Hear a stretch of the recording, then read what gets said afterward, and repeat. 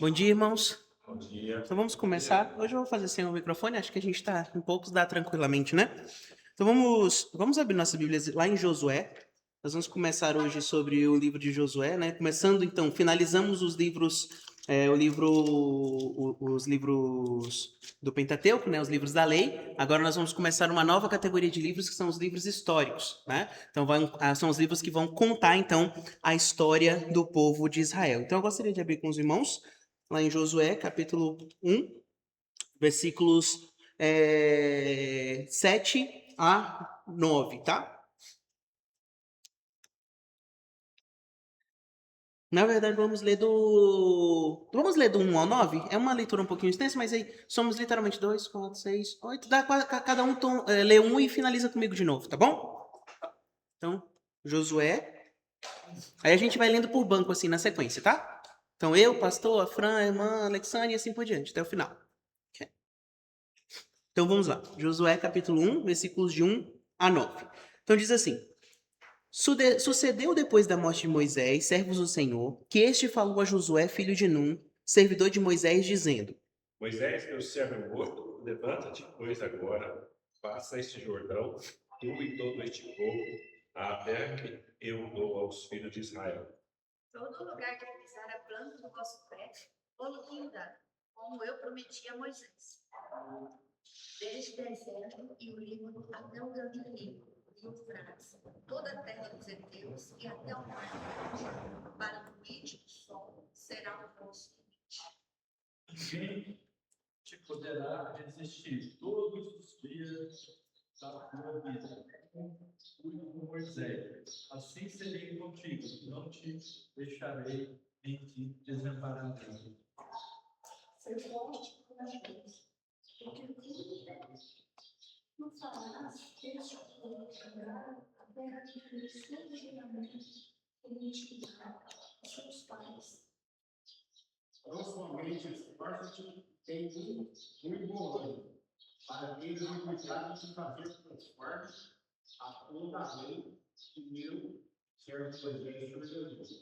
Dela não te desvies, nem para a direita, nem para a esquerda, para que prudentemente conduzas por onde quer que andares.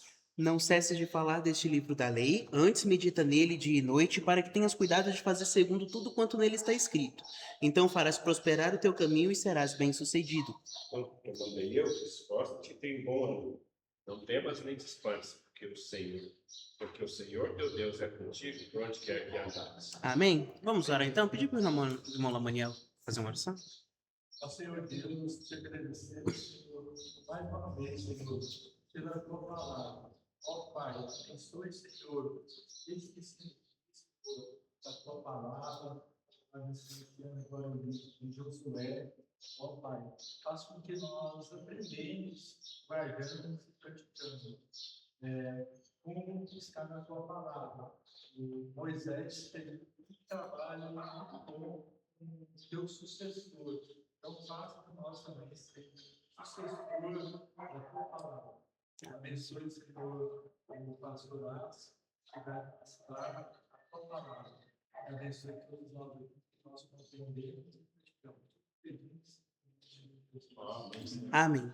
Irmãos, nós vamos dividir o nosso estudo em 4 partes. Então, a primeira parte é falando sobre Josué capítulo 1. Então, eu dividi o livro de Josué em 4 partes. Josué capítulo 1, depois Josué capítulo 2 e 3, depois Josué capítulo 4 ao 16, depois do 16 ao 23. São partes específicas do livro de Josué que vão nos trazer algumas verdades para a gente entender o histórico do povo de Israel na entrada da terra de Canaã, tá bom? Então, hoje eu quero fazer um histórico geral sobre o que foi o livro, e então trazer sobre a primeira lição, que é o Deus que chama e fortalece. Então, só para os irmãos entenderem quais são os alvos da nossa lição, são 3: saber, sentir e agir. A gente tem trazido dessa forma, né? Então precisamos saber, ou seja, identificar a ação de Josué na conquista de Canaã. Lembra? O povo de Israel tinha saído agora do deserto e agora eles estavam para entrar na terra de Canaã. Só que Deus ele trabalhou de uma forma muito grande no coração dos israelitas. Por quê? Quando uma nação perdia um líder, o que acontecia com a nação? Entrava em desespero. Todas as nações, até hoje, elas entram em desespero. Aí tem todo aquele alvoroço da sucessão, etc. Não é? Quem é que vai ser quem? Aquela briga de quem vai ser o líder, etc, etc e tal. E a gente vê isso até hoje, infelizmente, até no meio cristão, né? Nas igrejas. É um passando a perna no outro, parecendo até que é uma competição por liderança. Mas Deus tratou de forma muito concisa e muito certa de como foi a transição do povo de Israel.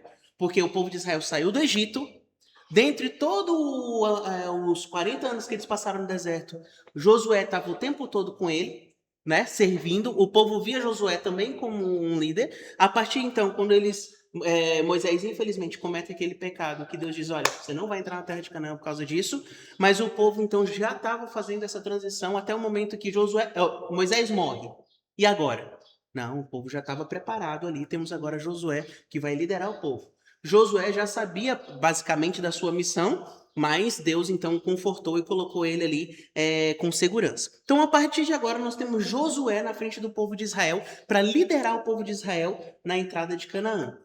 Só que eles estavam à porta de Canaã quando houve essa transição. Mas você vê que quando eles vão para Canaã, quando eles vão para Jericó e tudo, já estava tudo organizado. Nada foi ao léu. Então, tudo certinho. Então, o que acontece?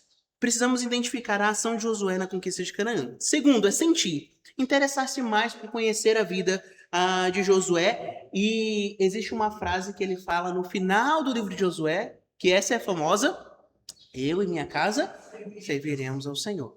Josué, em todo o livro, desde o capítulo 1, onde Deus fala para ele o quê?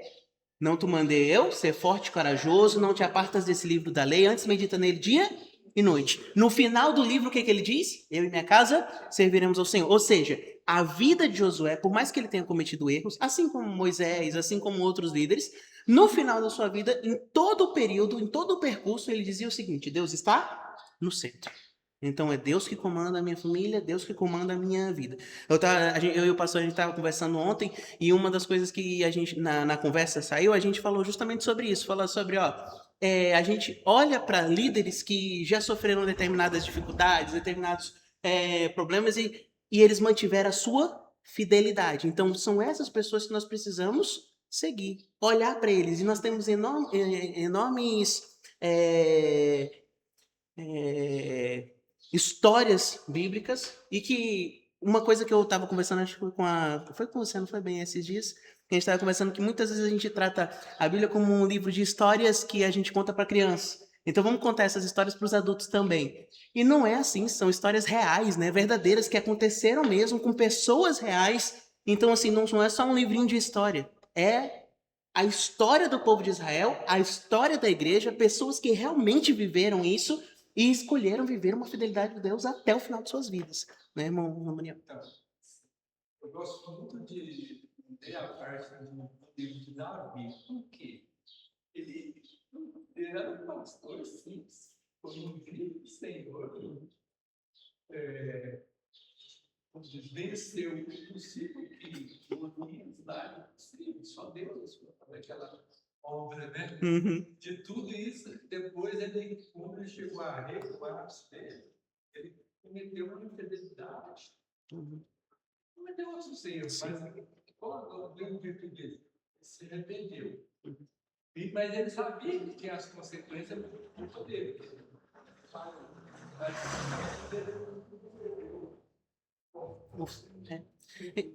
É isso que assim, você vê assim, ele teve baixos, foi perseguido, não teve não, você respeitava Deus tanto, não tem nada contra a saúde. Sim. É um ungido do Senhor. Uma coisa que ele falou foi justamente isso, né? Olha, Deus, quem colocou, Deus não tira. Bendito seja o nome do Senhor ali. Olha, né? Então ele não utilizou a sua influência para derrubar Saul. Não. E ele era já o quê? Ele já era ungido, né? Do Senhor. Samuel já havia ungido ele. Já era um soldado, já treinado, né? Sim. Naquela época ele estava na frente, ele já era um soldado mesmo. Uhum. Sim. Nem não usou isso, ele soldado, eu dou para ele também. Sim. né? E uma das coisas na vida de Davi que a gente pode falar é que ele foi chamado um homem segundo o coração de Deus justamente por isso, né? Porque ele reconhecia quando estava errado e ele mudava a sua forma de viver ali, né? E aceitava as consequências. Sim. Então, voltando só para. Obrigado pelo acréscimo. Só para a gente continuar, então, conhecer mais pela vida de Josué e agir, ou seja, separar diariamente um horário para nós meditarmos na Bíblia. A gente não pode falar isso só de palavras, é bonito, né? Então vamos dizer toda semana, ó, precisamos estudar a Bíblia. Precisamos. Não, mas tem que ser de ação, não é só na teoria, não é só Não precisamos. Hã? Só da Não é só falar, não precisão. precisa. Não precisamos ficar só no precisamos. Tem que ser na ação. Nós temos que fazer, né? Ou seja, é uma obrigação, né? Leitura. Uma coisa que você vê aqui, olha, Deus quando está falando para Josué, ele não fala no modo assim, você tem a escolha. Não, ele utiliza sempre no... Ai, toda vez... Hã? Imperativo. No imperativo. Olha, ser forte e corajoso. Aqui, ó. Não deixe de. Não cesses de falar deste livro da lei. Então, sempre no imperativo. É uma ordem que eu estou te dando. Não é uma escolha que você tem. É uma ordem. Ou você me segue, ou então nada vai dar certo. Né? Então, você tem a opção. Você tem a opção. Você vai querer me servir?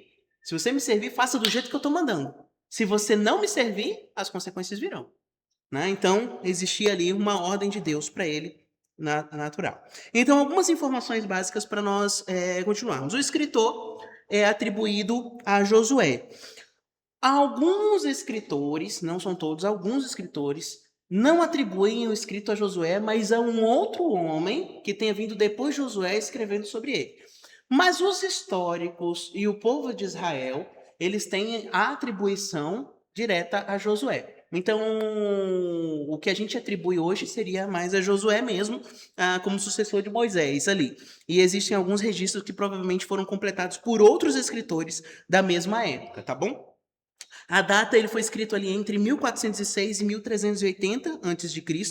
E o local quando ele foi escrito foi na própria Canaã, porque eles escreveram logo se foi Josué mesmo que escreveu e os outros escritores logo após a sua morte, foi logo depois que eles conquistaram a terra de Canaã, tá? O alvo foi a geração que conquistou a terra prometida, ou seja, aqueles que estavam com Josué que entraram ali a nova geração. Daquela nova geração, só tinham 2 da antiga geração. Quem era? Josué e Caleb, né? Eles eram os únicos porque eles serviram a Deus antes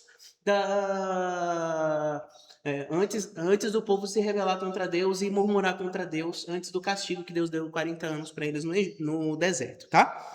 O versículo-chave é o versículo, então, 8, mas nós podemos complementá-lo desde o 7 até o 9, porque é um complemento, né, a uns dos outros. Mas o versículo-chave mesmo do livro é 8. E a palavra-chave é conquista, tá? Então, eu separei os 3 versículos, 9, 7, 8 e 9, justamente porque cada um deles fala sobre uma perspectiva diferente. O versículo 7, ele dá Deus dando um incentivo a ele, olha, esforça-te, ser forte, ser muito valente, cuida de fazer tudo quanto eu falei para o teu servo Moisés. O versículo 8, que ele diz aí, já é no imperativo ali, olha, não somente tenha para você, mas tenha para o povo também. O que ele diz? Não cesses de falar desse livro da lei. Que para quem ele ia falar? Para o povo, né? Para sua família, para sua casa e para o seu povo. Então ele tinha que falar para o povo. Então não era só algo interno para ele. Olha, seja forte, seja corajoso, né? Medite nesse livro da lei, seja interno, é seu e da sua família, mas não fique só nisso. Antes fala nele dia e noite, ou seja, passa para o povo o que é necessário. E no versículo 9, ele diz, olha, você internalizou isso em você. Você passou para o povo, não se preocupe, porque eu estarei contigo até o último dia da tua vida. Não é isso que ele diz? Olha, não temas nesses pontos, porque eu, Senhor teu Deus, contigo estarei por onde quer que andares. É uma consequência, né? Se eu internalizo isso em mim, eu sou o quê? Servo do Senhor, eu tenho a sua palavra em mim, e eu medito nela dia e noite, naturalmente eu vou fazer o quê? Transbordar isso para quem está ao meu redor. Uma vez que isso acontecer, eu sei que Deus vai estar comigo. Então é uma consequência direta. Irmão Ricardo. Outra coisa também que eu repito demais. Deus fala para ele, no 6, no 7 Uhum. e no 9. Ser forte, né? Tenha bom ânimo, É. esforça-te. Uhum. 3 vezes. 3 vezes. Ou seja, ele dá esse reforço. Olha, você tem a ordem, mas vai lá. Como diz na tradução do irmão, esforça-te, Esforça-te, tem bom ânimo. tem bom ânimo. Tu farás este povo pegar a terra que eu dei a seus pais. Nesse caminho. Alguém tem uma versão um pouco diferente? A minha atualizada diz assim, ser muito forte e corajoso. Mas tem uma outra versão que ela fala um pouquinho diferente, eu não lembro qual é. Versículo. O versículo 7. Ou 6, ou 7, é porque usa mesmo. Hã? Mas é a mesma frase. Ó, ser forte e corajoso, aí depois ser tão forte e muito corajoso, e no versículo 9 a mesma coisa, ser forte e corajoso. Mas tem uma outra tradução que ela diz um pouquinho diferente, mas é o mesmo sentido, mas eu não lembro qual é agora, eu estava lendo ontem e esqueci. Alguém tem aí outra? Mas nunca teve. É, Somente esforça-te, tem bom ânimo. esforça-te e tem bom ânimo. Né? Agora, quando eu lembrar, eu falo para os irmãos qual foi. Não? Eu não lembro agora qual é, que eu estava lendo em 30 traduções diferentes. Mas, se eu não me engano, foi na paráfrase da Bíblia Viva. Mas eu não lembro qual é agora. Mas depois eu vejo para os irmãos e eu falo que é o mesmo sentido, mas ele dá sabe, um empurrão para Josué. Então,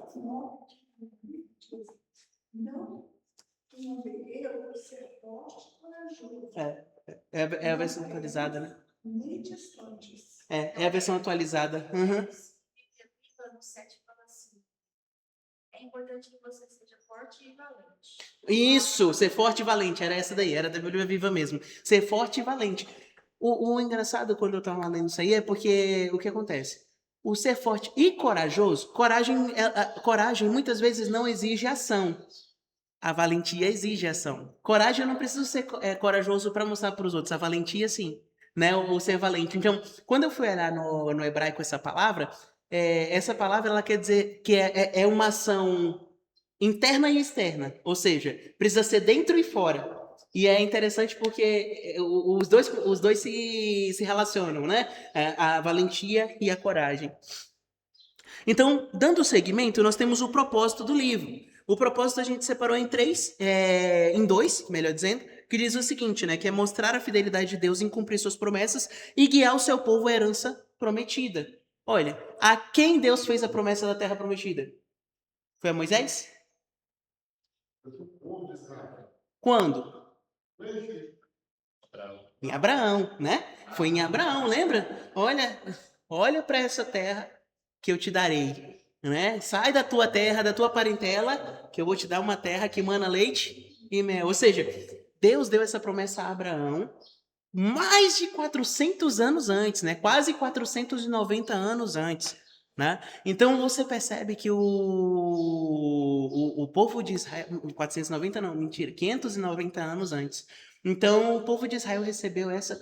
Imagine aqui no nosso país que o povo de Israel recebeu essa promessa quando o nosso país foi descoberto, há 500 anos atrás. Você pensa? Alguém se lembra aqui de quem é o seu antepassado lá no descobrimento do Brasil? A gente não faz a mínima ideia, né?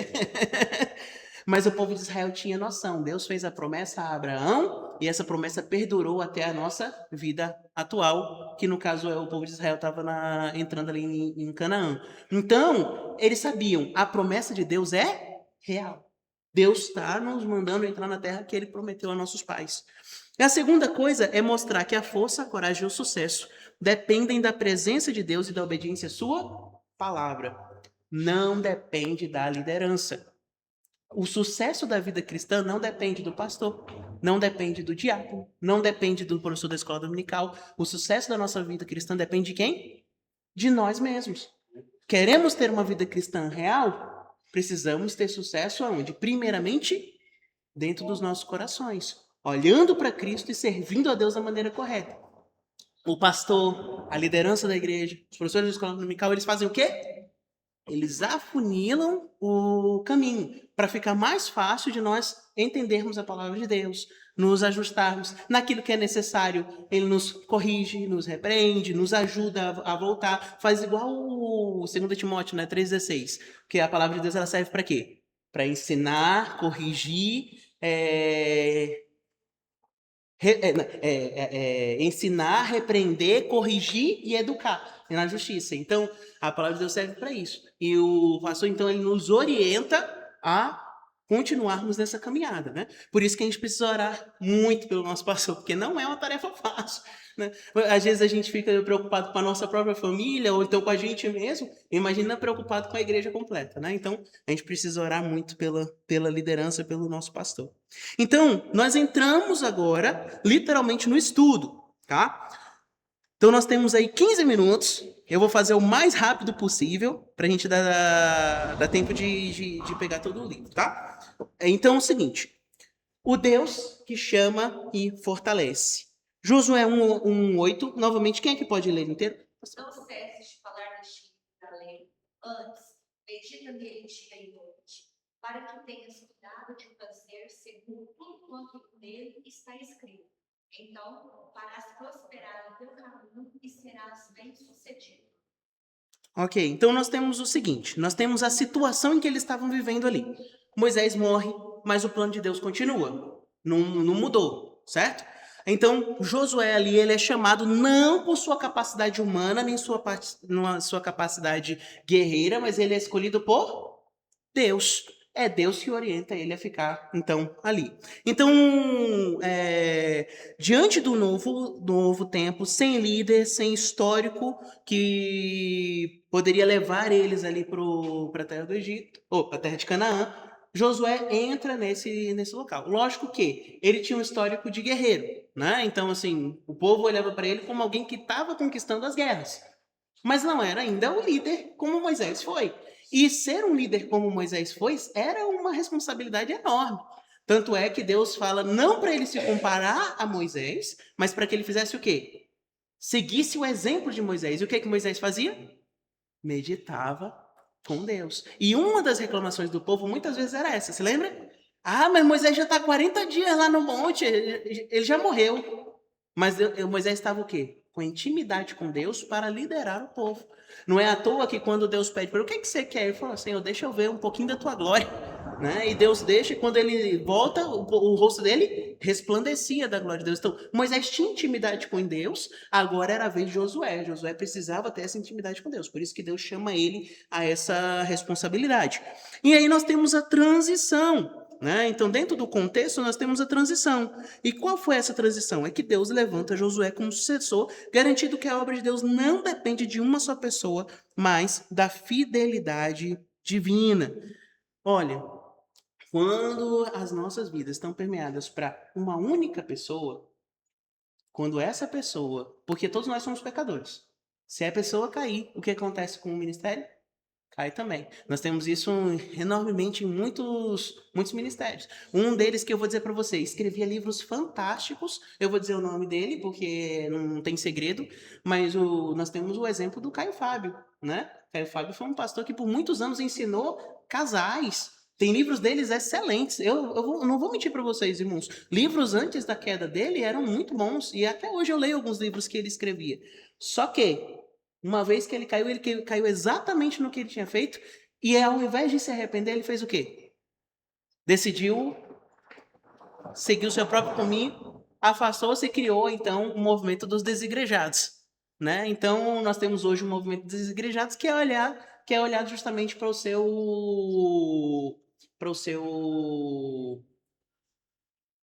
seu exemplo, né? Para justificar o seu erro. E até hoje ele não aceitou a disciplina, né? Que foi ofertada lá pela igreja. Então ele simplesmente decidiu sair. Mas temos um outro exemplo que eu vou dizer para vocês, tem seguido exatamente como a Bíblia diz. Ou seja, eu vou usar o nome porque foi publicamente também. O pastor Paulo Júnior. pastor Paulo Júnior, aceitou a forma como a igreja reagiu. Ele mesmo publicamente veio pedir perdão pelas coisas e aceitou. E está seguindo exatamente o que ele havia dito, né? O que a Bíblia fala. Então nós vemos exemplos de homens que, infelizmente, no caso do Caio Fábio, muitas pessoas, infelizmente, se perderam no caminho da verdade. Mas no caso do Paulo Júnior, eu não encontrei ninguém que falasse assim, nossa, eu deixei de ir para a igreja, deixei de fazer as coisas por causa do Paulo Júnior. Por quê? Porque um líder bíblico, ele precisa seguir o quê? Primeiramente, a Bíblia na sua própria vida. Não pode ser só de boca, né? Quando é só de boca, acontecem os desvios enormes que, infelizmente, são terríveis para a história da igreja. Mas, sabendo disso aí, nós podemos fazer a seguinte questionamento. O que você sentiria se tivesse que assumir liderança depois de alguém como Moisés? Já parou a pensar? Olha, Moisés foi o homem mais manso da terra. E o povo conseguiu tirar ele a paciência. Moisés foi um líder com preparação. Ele teve 40 anos de preparação no Egito. Teve mais 40 anos de preparação em Midian, né, no lugar desértico. E teve mais 40 anos de atividade contínua com o povo, na liderança do povo. Ou seja, foram 120 anos de preparação e exercício. Aí você tem agora Josué. Jovem, relativamente jovem, comparado com Moisés, né? Ele devia ter ali os seus 60 anos, comparado com Moisés, que já tinha 120. Então você pensa o quê? E agora? Como é que eu assumo? Porque a gente falar sobre essa idade na nossa época hoje é diferente de falar na nossa época, na época deles lá. Então, você pensa comigo, agora ele tinha um enorme poder para liderar. Só que ele tinha que ter uma preparação. E Deus, então, chama ele. Então, não é fácil. Se a gente parar para pensar, não é substituir, mas exercer o cargo de alguém tão importante quanto Moisés, que até hoje é considerado o maior profeta do povo de Israel, como é que faz? Então, mas Josué foi bem preparado. Nesse sentido assim. E a população naquela época, ele assumiu, é muito maior que era de Moisés. Foi. Outros tinham se multiplicado.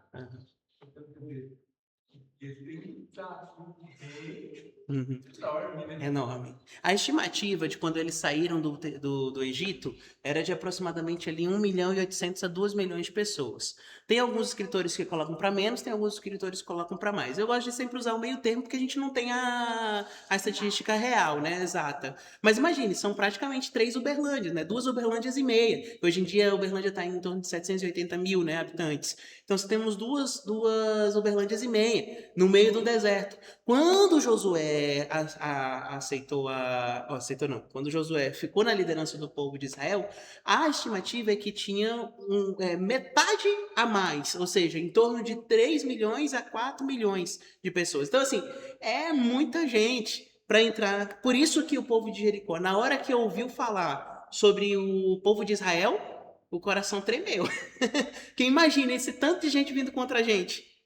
Né? Então, não só eles, como o restante dos povos. A gente vai ver depois numa história, dentro disso aqui, que eles, tremendo de medo, um povo veio e enganou Josué para que eles não fossem derrotados, né? Mas aí depois a gente vai ver com calma eles. Mas justamente por quê? Porque o medo bateu, né? Imagina, 40 anos atrás eles saíram derrotando tudo. Agora eles voltaram de novo e voltaram com mais gente. Aí o negócio ficou feio pra gente, né? Era corpo a corpo, né? Era guerra corpo a corpo, não era tiro, né? Não era de longe, né? Era espada mesmo. E você imagina, um povo que foi preparado no deserto, na dificuldade do deserto, e um povo que foi preparado na abundância de uma cidade. Quem é que ganha no corpo a corpo? O negócio é feio, né? Mas Deus abençoou o povo ali, tá? Então, vamos lá pra gente dar tempo. Então, a sucessão... Nessa época do ano, né? Então, falando sobre a sucessão de liderança, nós temos aqui Josué 1, 1 e 2, nós já vimos tudo, né? Moisés morreu, mas o plano de Deus continuou, e Josué é chamado aqui não pela sua capacidade humana, mas pela escolha de Deus. E aí é o seguinte, qual o princípio que nós podemos ver isso? É que homens são temporários, mas a obra de Deus ela é permanente. Olha, irmãos, desde que começou a história da igreja, vamos falar só sobre a história da igreja, até hoje, nem eu, nem o pastor Jamil estávamos lá, né, pastor? Foram muitos homens e mulheres que o quê? Lutaram pela verdade do evangelho até hoje. E se Cristo não voltar, ainda vai perdurar, vai continuar. Porque a palavra de Deus, ela é contínua. Isaías 48, esse foi o versículo que eu escolhi quando eu fui ser batizado, e eu citei ele. Isaías 48 diz: seca-se a erva e cai a sua flor, ou seja, o tempo passa, mas a palavra de Deus permanece eternamente, para sempre. Então, o trabalho do Senhor é contínuo, ele não para, né? Os homens são temporários. Nós vamos estar na glória. Se continuar, nós vamos estar na glória e alguém vai nos substituir e vai continuar servindo a Deus, né? Então, segunda coisa, uma aplicação prática para a nossa vida. Nossa vida, nosso ministério, nossa família, nós precisamos confiar que Deus sempre tem continuidade para a sua obra. A gente ora pelas novas gerações, mas não podemos esquecer que nós fomos a nova geração da geração anterior. E a geração anterior foi a nova geração da anterior. E assim por diante. E assim vai perdurar, né? Então, precisamos orar pela nova geração, ao mesmo tempo de confiar de que Deus estará sempre no controle. Segunda coisa, a promessa da terra prometida. Versículos de 3 a 6 que nós lemos, nós vimos o seguinte, que essa promessa estava firmada com a aliança de Abraão, Isaac e Jacó. E Deus deu garantia dessa promessa. Quer ver? Olha, quem é que pode ler para a gente de novo? Versículo 5. A promessa firmada com a aliança com Abraão, Isaac e Não, versículo 5. Josué 1:5.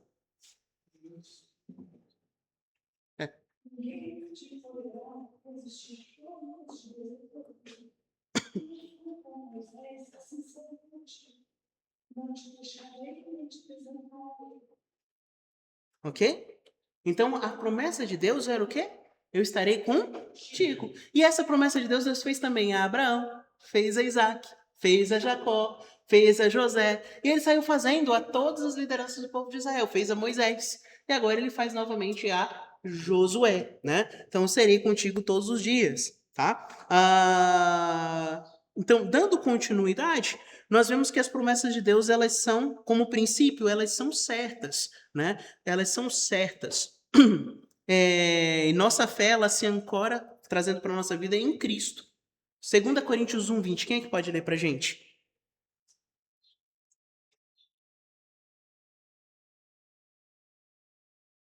2 Coríntios 1:20.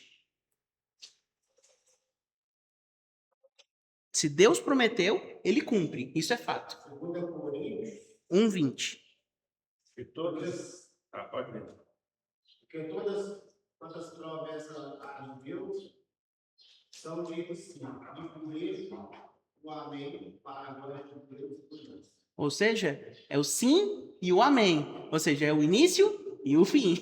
As promessas de Deus, elas são cumpridas em todo momento, tá? Então, nós podemos ter certeza que as promessas de Deus são certas. E se Deus prometeu, esse mesmo texto, ele diz, olha, não te deixarei, não te desampararei, está em Hebreus.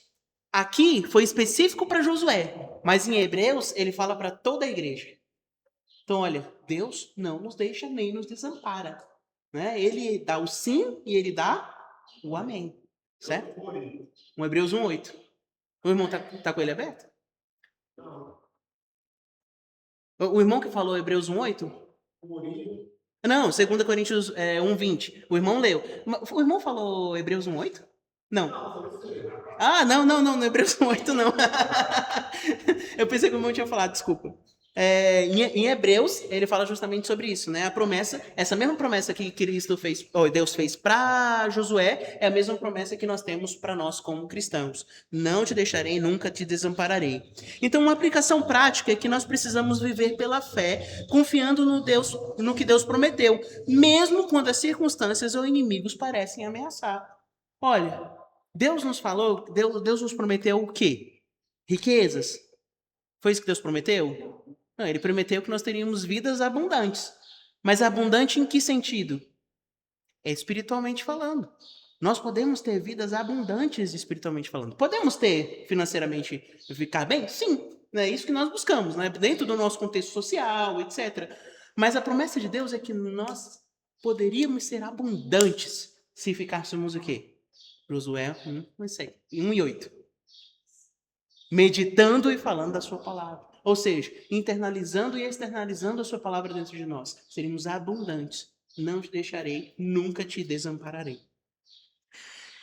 E terceiro lugar, irmãos, para nós finalizarmos, tem a ordem de coragem e obediência, que está no versículo de 7 a 9. Então, Deus ordena 3 vezes aqui justamente aquilo que o irmão falou. Esforça-te e tem de bom ânimo. Ou seja, o sucesso espiritual de Josué não dependeria da força militar, mas ele dependeria o quê? Da fidelidade à lei e à obediência à palavra de Deus. Então ele era um bom no que ele fazia, ele era bom na guerra. Deus não manda a gente liderar sem preparação. Precisamos estar preparados, não é verdade? Não é à toa que quando um pastor vai assumir uma igreja, geralmente o que a igreja pergunta para ele? É o que ele se formou, como ele se formou, o que ele conhece das escrituras, qual a sua posição doutrinária, etc. Não é? Por quê? Exatamente, o que ele já fez. Então, assim, o que a igreja faz? Ela geralmente pergunta isso. Por quê? Porque precisa estar preparado. Para a obra de Deus não pode ser um neófito. Né? Deus utiliza neófitos também? Utiliza. Mas, quanto mais preparado, mais forte nós estamos. Eu lembro a irmã Geni. A irmã Geni foi a esposa do pastor Bob, do qual eu fui co-pastor dele lá por alguns anos. Foi o primeiro ministério. Na época eu era seminarista e a igreja pediu então para eu ser ordenado no ministério deles. E eu lembro que a irmã Geni, antes dela falecer, ela disse o seguinte. A gente estava falando sobre umas pessoas que saíram aqui do Brasil para ser missionários em outro país. E uma das coisas que ela falou, que eu lembro até hoje numa conversa, foi assim: olha, qual preparação eles têm para ir para esse local? Porque nós, e ela falava tudo assim, né? Então, nós que saímos dos Estados Unidos, nós tivemos uma preparação para vir para o Brasil e chegamos aqui, foi muito difícil.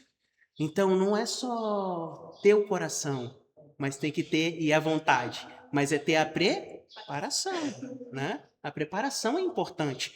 Então, quando esse casal foi, e ela tinha falado isso, esse casal não durou muito tempo lá, porque era outra cultura, era outra coisa, e eles não tinham preparação nenhuma. Foram porque, sabe aquele negócio de que Deus colocou no nosso coração, mas a gente não precisa se preparar por conta disso? Só que não é isso que a Bíblia diz. A Bíblia diz que ele precisava o quê? Estar bem preparado. Né? E não é à toa que ele diz o quê? A sua preparação vinha do quê? Da meditação constante das escrituras e seguir a mesma lei que Moisés seguia.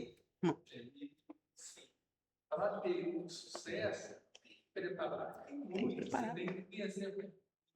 Antes de chegar lá, ler, você vai ter. Mesmo se preparando, você vai ter que lutar com a realidade. Sim. É diferente. É em onde vem a sabedoria, né? Experiência, né? Você tem que morar lá e tem que parar, trabalhar naquela região. E é diferente. Você tem que cultura do local. Uma das coisas que se eu entender, porque eu gostei, bastante diferente. Sim. Para alguns municípios que de formação que a gente tem, ou da própria palavra lá, o que é que o pessoal recepciona. Sim. É totalmente diferente. Isso. Principalmente isso. Eu além desse preparo que fala aqui, outros preparos. Sim. E imagine, a preparação aqui no Brasil, falando sobre a questão trabalhistas, o irmão sentiu essa diferença enorme, e isso dentro do nosso próprio país. Imagine saindo para uma outra cultura, um outro país, uma outra coisa. É necessária a preparação, né? E principalmente falando das coisas de Deus, porque outros povos são muito idólatras e tem lugares que eles matam por causa disso. Então a questão é, nós precisamos nos preparar, seja no nosso contexto, seja no contexto missionário, né? Então, fazendo só uma ligação tipológica rapidamente, vou gastar só 5 minutos, tá, irmãos? é que é o seguinte, Josué, ele aponta para Jesus, que conduz o seu povo à herança verdadeira, ou eterna. Então, o que acontece? O Josué estava liderando o povo para entrar em Canaã, na Terra Prometida. E Jesus lidera toda a igreja para entrar nos céus, que também é nossa herança eterna, a Terra Prometida. Uma aplicação prática que nós temos para isso, não vai dar tempo de ler esses textos, mas eu queria que depois os irmãos lessem em casa, tá? Eu vou mandar esse estudo lá no grupo da igreja. A vida vitoriosa do crente, ela está ligada à obediência e meditação constante da Escritura. Então, não pode ficar só no eu quero, mas eu tenho que fazer, certo? E aplicações práticas, 4 aplicações rápidas para nós. Mudanças e transições. Mesmo quando líderes mudam, Deus continua no controle. Segundo, vitória espiritual. Exige fé, coragem e obediência. Terceiro, a nossa herança não é apenas terrena, mas ela é eterna em Cristo Jesus. É o que nós precisamos lembrar. Nossa herança não são prédios. Nossa herança é o quê? É a eternidade ao lado de Cristo, ao lado do Senhor. E quarto, nutrir diariamente a vida espiritual com a palavra, né? Fortalecendo, então, tendo coragem e direção. E algumas perguntas só para nós finalizarmos. Aonde hoje você precisa ser forte e corajoso na sua vida? Na parte espiritual e na parte social. Onde nós precisamos ser fortes e corajosos? Onde está pegando mesmo a nossa vida para dizer assim, eu sou cristão? Qual é a dificuldade que nós estamos tendo? Segundo, como tem sido a sua prática de meditar na palavra de Deus diariamente? São perguntas retóricas para nós pensarmos sobre isso. E terceiro, o que significa confiar que os planos de Deus continuam mesmo quando os líderes mudam? Né? Então é o seguinte, nós vimos toda a transição aqui do povo de Israel, mas o foco sempre é em quê? Em Cristo. Sempre é em Cristo. No caso do povo de Israel lá, o foco era em Deus. Aqui no nosso caso, como crentes, o nosso foco é em Cristo. E sempre vai acontecer. Amém? Amém. Vamos fazer uma oração? Pastor, senhora, para nós? Senhor, muito obrigado, Senhor, por esse texto que nós lemos sobre a vida de Josué, sobre essa introdução, esse estudo, Pai. Nós te louvamos, meu Pai, a graça que o Senhor nos concede nesse primeiro capítulo, de como o Senhor foi com Josué. Também, ó Pai, sabemos também que o Senhor é conosco em todo momento, e tanto é que o Senhor nos deu o seu Espírito Santo para habitar conosco. Nós te louvamos, ó Pai, pela bênção do Senhor ser conosco. Nós te louvamos, te agradecemos e abençoa, Senhor, durante o tempo que vamos passar estando Josué. Precisamos estar aprendendo mais e mais, não somente intelectualmente, mas principalmente as aplicações dessas verdades nas nossas vidas. Em nome de Jesus. Amém. Amém. Amém, aleluia. Amém.